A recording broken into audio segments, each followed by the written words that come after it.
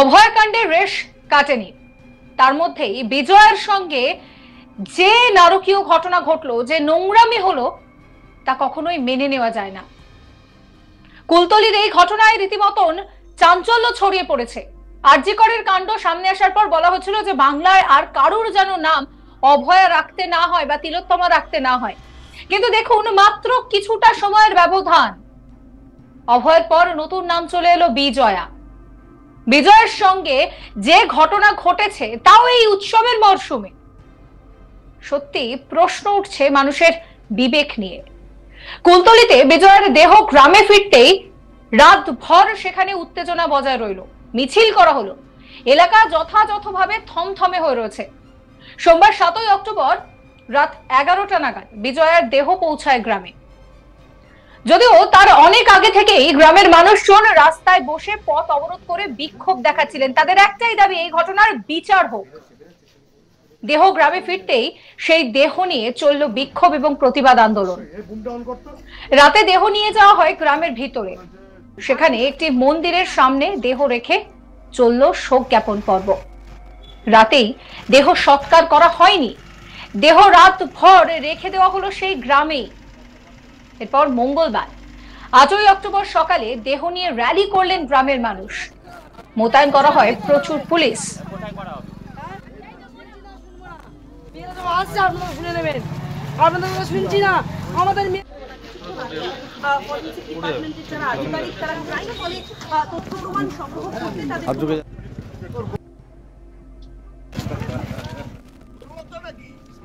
গ্রাম থেকে দেহ নিয়ে যাওয়া হয় মহিষমারি হাট পর্যন্ত। এদিনই দেহ সৎকার করা হবে বলে জানানো হয়েছে, যাতে কোথাও কোনো অপ্রীতিকর ঘটনা না ঘটে সেই দিকে নজর রাখছে প্রশাসন। গ্রামে মোতায়েন করা হয়েছে বিশাল পুলিশ বাহিনী। এক গ্রামবাসী, তিনি ঠিক কি বলছেন শোনাবো আপনাদের। শুনছি না, শুনবো না, মেয়েরা তো আসছে, আপনারা শুনে নেবেন। আপনাদের শুনছি না, আমাদের মেয়ে স্কুলে মশাইরা তুলেছে, আপনি ভিতর করে বলুন কি করবেন? ফানান মেয়ে কি করতে, মানে কি এই যেতেন এইদিকে কি বসবে? আপনাদের কথা শুনছি না, শুনবো না, মেয়েরা তো আসছে, আপনারা শুনে নেবেন। আপনাদের কথা শুনছি না, আমাদের মেয়ে স্কুলে মশাইরা তুলেছে, আপনি ভিতর করে বলুন কি করবেন? ফানান মেয়ে কি করতে, মানে কি এই যেতেন এইদিকে কি বসবে? এই নিয়ে আমার কলিগ প্রসেনজিৎ সাহার একটি রিপোর্ট দেখাবো আপনাদের। দক্ষিণ 24 পরগনার কুলতলিতে এক ছাত্রীর সাথে অশালীন আচরণ, কুকর্ম করা এবং তাকে পৃথিবী থেকে সরিয়ে দেওয়ার ঘটনা ঘটেছে। এই ঘটনায় ইতিমধ্যেই একজন অভিযুক্ত গ্রেপ্তার হয়েছে। পুলিশের দাবি, এই এক অভিযুক্তই কার্যত নৃশংসভাবে এই ঘটনা ঘটিয়েছে। ইতিমধ্যেই ধৃতকে পুলিশ হেফাজতে নেওয়া হয়েছে 7 দিনের। পুলিশ তাকে জিজ্ঞাসাবাদ করছে কিভাবে ঘটনা ঘটালো, ঘটনার পেছনে মূল কারণ কি। অন্যদিকে এই ঘটনায় যাতে দোষীদের উপযুক্ত শাস্তি হয়, নির্যাতিতার পরিবার যাতে বিচার পায় এবং এই ধরনের ঘটনার পুনরাবৃত্তি যাতে আগামী দিনে না হয়, সেই কারণে এলাকার মানুষজন তারা কিন্তু পথে নেমেছেন। ঘটনার পরদিন অর্থাৎ শনিবার থেকেই কার্যত এলাকায় দফায় দফায় বিক্ষোভ চলে, আন্দোলন চলে। স্থানীয় পুলিশ ফাঁড়িতে ভাঙচুর চালিয়ে অগ্নিসংযোগের ঘটনা ঘটান গ্রামবাসীরা। তাদের একটাই দাবি, বিচার চান তারা। গ্রামের মেয়েকে যেভাবে পৃথিবী থেকে সরে যেতে হয়েছে অসময়ে, সেই বিষয়ে তারা বিচার চাইছেন। লাগাতার বিচারের জন্য আন্দোলন গত কয়েকদিন ধরে চলছে। সোমবার দুপুর থেকেও সেই আন্দোলন চলে এবং রাস্তা অবরোধ করে তারা বিক্ষোভ আন্দোলন দেখান। মহিষমারি হাট দক্ষিণ বারাসাত যে রাস্তা রয়েছে, সেই রাস্তা অবরোধ করে দীর্ঘক্ষণ বিক্ষোভ চলে। সোমবারই দেহ ময়নাতদন্ত হয়েছে কল্যাণীতে এবং সেখান থেকে দেহ কুলতলির গ্রামে ফিরতে ফিরতে রাত্রি 11টা বেজে যায়। দেহ গ্রামে না ফেরা পর্যন্ত তারা কিন্তু রাস্তায় অবরোধ করে বিক্ষোভ দেখাতে থাকেন। কখনো মোমবাতি হাতে নিয়ে বিক্ষোভ চলে, কখনো তারা এমনি স্লোগান তুলে বিক্ষোভ দেখাতে থাকেন। তাদের দাবি একটাই, বিচার চায়। এবং এই বিচারের দাবিতে তারা একদিকে যেমন বিক্ষোভ করেন, তেমনি দেহ গ্রামে ফিরলে তারা দেহ নিয়ে গ্রামের অভ্যন্তরে মিছিল করেন এবং দেহ গ্রামের মধ্যে মন্দিরের সামনে রেখে সেখানে গোটা গ্রামের মানুষ তাকে শোক জ্ঞাপন করে। এরপর দেহটিকে রাত্রে রাখা হয় তার বাড়িতে, সেখানে রাতভর দেহ ছিল। মঙ্গলবার সকাল থেকে আবার সেই দেহ নিয়ে বিক্ষোভ, প্রতিবাদ আন্দোলন শুরু করেন গ্রামবাসীরা।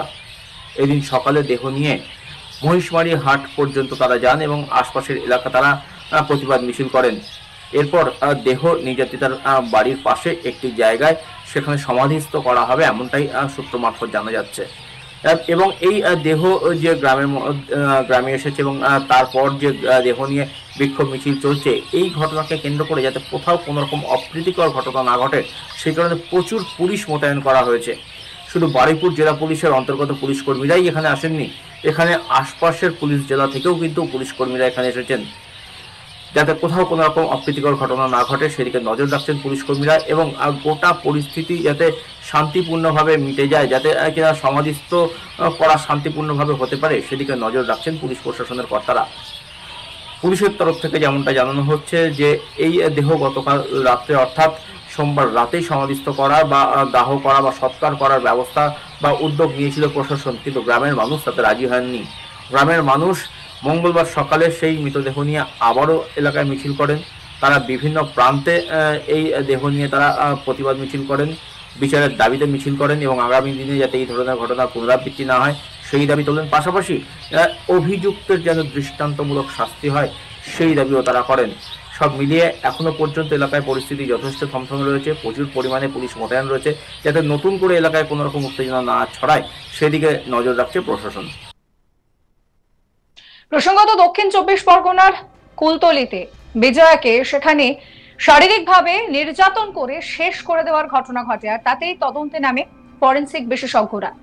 নির্যাতিতার দেহ জলাশয়ের মধ্যে ফেলে দেহ লোপাটের চেষ্টাও করা হয়।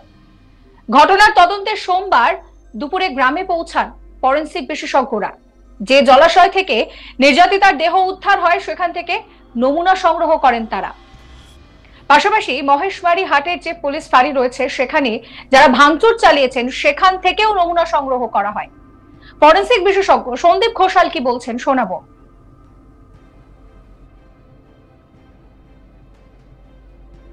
নমুনা সংগ্রহ করা হয়েছে, ল্যাবরেটরিতে পাঠানো হবে এক্সামিনেশনের জন্য। এক্সামিনেশনের পরেই বলা যাবে কি পাওয়া গেলে সেটা। আপনারা কি যেখান থেকে দেহ উদ্ধার হয়েছিল সেখানেও গেছিলেন? তো সেখানে বায়োলজি টিম মেনলি এক্সামিনেশন। আপনি ফরেনসিক এক্সপার্ট আছেন, আমরা একটা জিনিস জানতে চাই, এতদিন পর আপনারা এলেন, কোনো নমুনা সংগ্রহ হয়ে যাওয়ার আশঙ্কা পারে? হ্যাঁ, স্যাম্পল কালেক্ট হয়েছে, ল্যাবরেটরিতে এক্সামিনেশনের পরেই বলা যাবে। ওটা বায়োলজিক্যাল টিম, আপনারা কোন টিম? মানে যারা পুলিশ ফাঁড়িতে এলেন এটাও কি বায়োলজি না, এটা কেমিস্ট্রি এক্সপার্ট? এরই মধ্যে 7 অক্টোবর রাত 11টা নাগাদ বিজয়ের দেহ পৌঁছায় গ্রামে। যদিও অনেক আগে থেকেই মানুষ বিচার চেয়ে রাস্তায় বসেছিলেন, বিক্ষোভ করছিলেন। দেহ গ্রামে ফিরতেই সেই দেহ নিয়ে চলল বিক্ষোভ প্রতিবাদ।